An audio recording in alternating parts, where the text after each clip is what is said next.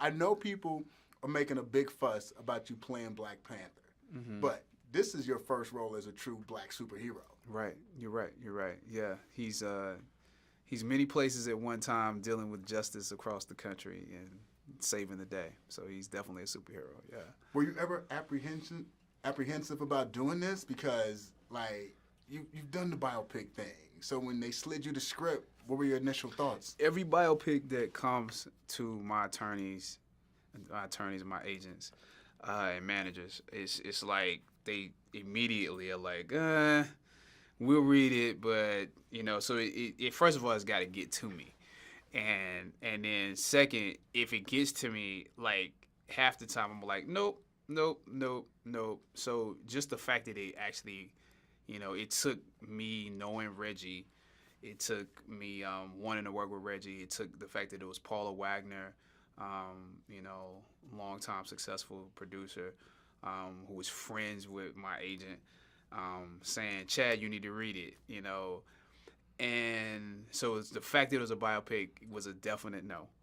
And then also I didn't look like him, so it took, the script being really, really, really good, and the fact that it was Reggie and Thurgood Marshall's son, John Marshall, writing a letter saying, we want you to play this. So it took all of that for me to go, okay, I'll do it. That's a lot, but I mean, thankfully you did it. How much did you know about Thurgood Marshall before you said, okay, I'll do it? I knew a lot about him, but I think once I started to read more, it's because facts are facts, but it's like the context of it all and who he was. Like once I realized how, and the script really did a really good job of presenting some of that and giving you a sense of that. But once I realized that, okay, there's a lot to do with this character. There's a lot to do with the time period that we're in. And a lot to do with how does he get people to do certain things. Because if I just read it verbatim, I'm like, these things don't even make sense. It has to be who he is as a person that makes a lot of things happen. And so once I realized that, I realized it was a great work to take on.